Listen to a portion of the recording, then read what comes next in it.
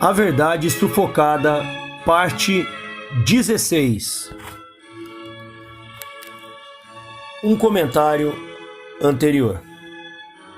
Pessoal, gostaria de agradecer imensamente a todos vocês que são seguidores do canal. Quero agradecer novamente à equipe Brado Rádio, a rádio mais conservadora do país. Eu gostaria até que vocês fossem lá e acessassem no YouTube ou baixassem o aplicativo Brado Rádio para vocês ouvirem aí o pessoal. Equipe maravilhosa. Quero agradecer também a todos vocês que comentam no chat, ok?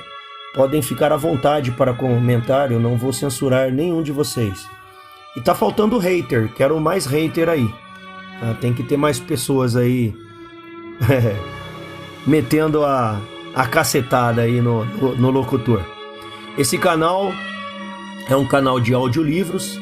A edição, ela necessariamente e propositalmente será com estético amador. Eu não farei edições para corrigir, é natural a gente, ao ler,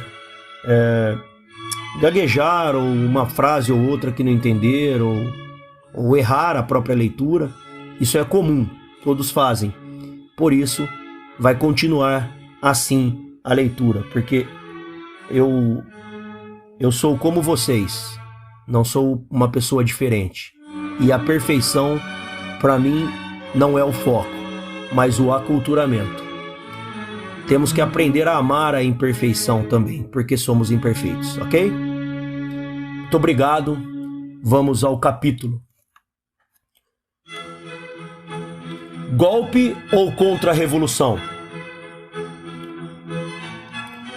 É desconhecimento, memória fraca ou conveniência classificar de golpe o que na realidade foi apenas a interrupção de um processo revolucionário de tomada de poder pelos comunistas, iniciada antes de 1960 e intensificado no governo Janot.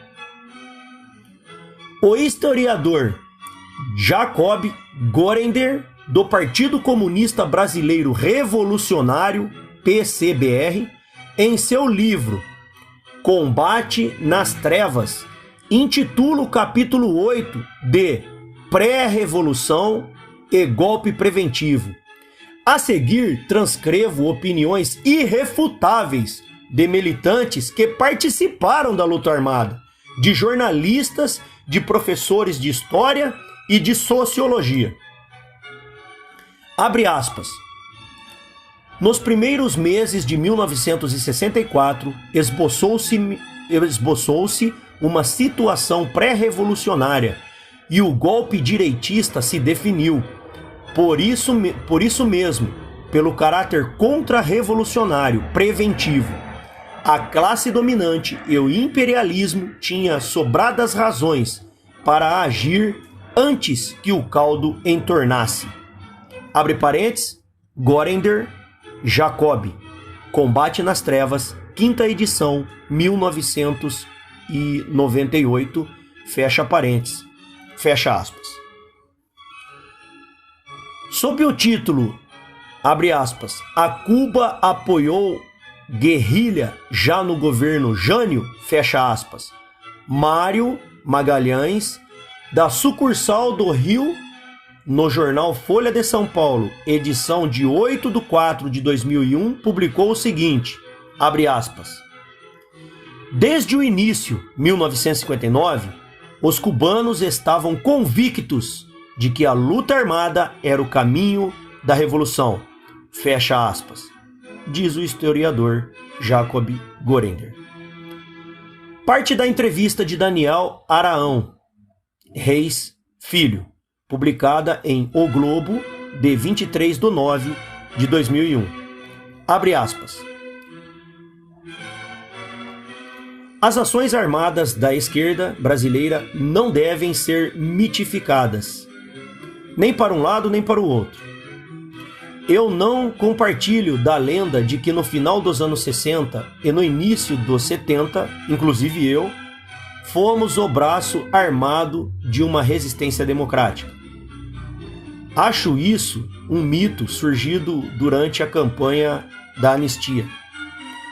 Ao longo do processo de radicalização iniciado em 1961, o projeto das organizações de esquerda que defendiam a luta armada era revolucionário, ofensivo e ditatorial. Pretendia-se implantar uma ditadura revolucionária. Não existe um só documento dessas organizações em que elas se apresentassem como instrumento da resistência democrática. Fecha aspas. Observação do autor. Em 15 de junho de 70, Daniel Arão Reis Filho foi um dos 40 militantes banidos para a Argélia em troca do embaixador da Alemanha. Atualmente é professor titular de História Contemporânea da UFF. Abre aspas. Livro revelou que PCB planejava dar golpe em 1964. Fecha aspas. Abre aspas novamente. Malina confirma no livro que o Partidão, com o apoio de Luiz Carlos Prestes, chegou a planejar um golpe em 1964, antes da tomada do poder pelos militares. O último secretário dá conta ainda que havia uma organização militar clandestina do PCB desde a Revolução de 30. Fecha aspas. Entre parênteses, Malina Salomão, secretário-geral do PCB, O Globo, 1/9 de 2002, página 12b. Fecha parênteses. Em 29 de 3 de 2004, o jornal O Globo publicou a reportagem abaixo, da qual transcrevo trechos. Abre aspas. Falava-se em cortar cabeças. Essas palavras não eram metáforas. Fecha aspas. Aidano André Mota, Chico Otávio e Cláudia Lamengo. Abre aspas. Um dogma precioso aos adversários da ditadura militar, iniciada em 31 de março de 1964, está em xeque. Novos estudos realizados por especialistas do período, alguns deles integrantes dos grupos de oposição ao regime autoritário, propõem uma mudança explosiva que semeia fúria nos defensores de outras correntes. Chamar de resistência democrática a luta da esquerda armada na fase mais dura do regime está errado, historicamente falando. Fala-se em cortar cabeças. Essas palavras não eram metáforas. Se as esquerdas tomassem o poder, havia provavelmente a resistência das direitas e poderia acontecer um confronto de grandes proporções no Brasil. Atesta Daniel Arão Reis, professor de História da UFF e ex-guerrilheiro do Movimento Revolucionário 8 de Outubro, MR8. Pior, haveria o que há sempre nesses processos e no coroamento deles: fuzilamento e cabeças cortadas. Fecha aspas. Ninguém estava pensando em reempossar João Goulart. Abre aspas. Denise Hollenberg, mestre em História Social da UFF, destaca que o objetivo da esquerda era a ditadura do proletariado e que a democracia era considerado um conceito burguês. Fecha aspas. Abre aspas. Não se resistiu pela democracia, pela retomada do status quo pró-golpe. Ninguém estava pensando em reconstituir o sistema partidário ou reempossar João Goulart no cargo de presidente. fecha aspas, diz Denise. Abre aspas. A professora explica, e Arão Reis concorda, que a expressão sequer surgiu no fim dos anos 60, início das batalhas entre militares e terroristas. Fecha aspas. Abre aspas. A descoberta da democracia pela esquerda se dá apenas no exílio, com a leitura de filósofos e pensadores como o italiano Antonio Gramsci. Fecha aspas. Abre aspas. Outro participante da luta, o professor de História da UFRJ, Renato Lemos, acha que é responsabilidade ética, social, política e histórica da esquerda assumir suas ideias e ações durante a ditadura. Fecha aspas. Abre aspas. Cada vez mais se procura despolitizar a opção de luta armada numa tentativa de autocrítica por não termos sido democratas. Nossa atitude foi tão válida quanto qualquer outra. Havia outros caminhos, sim. Poderíamos tentar lutar dentro do MDB, mas achávamos que a democracia já tinha dado o que tinha de dar. Fecha aspas, confirma Lemos. Arão Reis discorda, abre aspas. As esquerdas radicais se lançaram na luta contra a ditadura, não porque a gente queria uma democracia, mas para instaurar o socialismo no país, por meio de uma ditadura revolucionária, como existia na China e em Cuba. Mas, evidentemente, elas falavam em resistência, palavra muito mais simpática, mobilizadora, aglutinadora.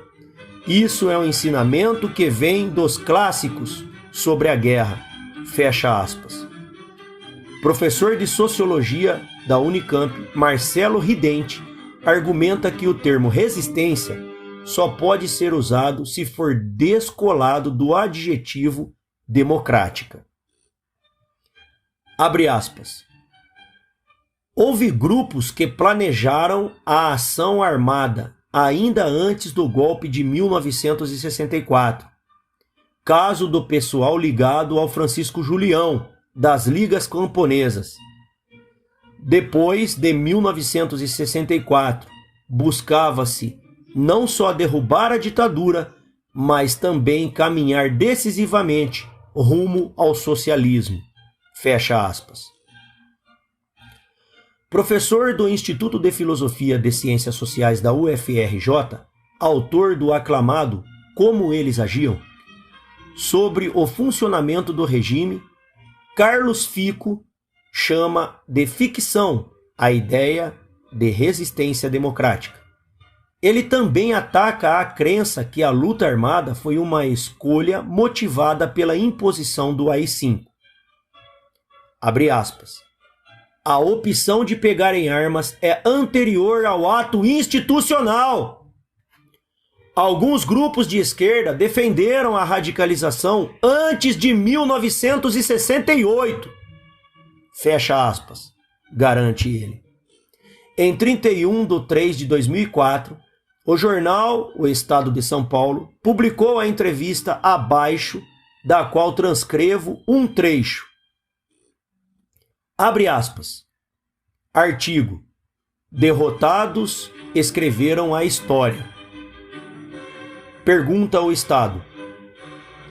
O que levou os militares ao movimento de 1964? Responde Rui Mesquita.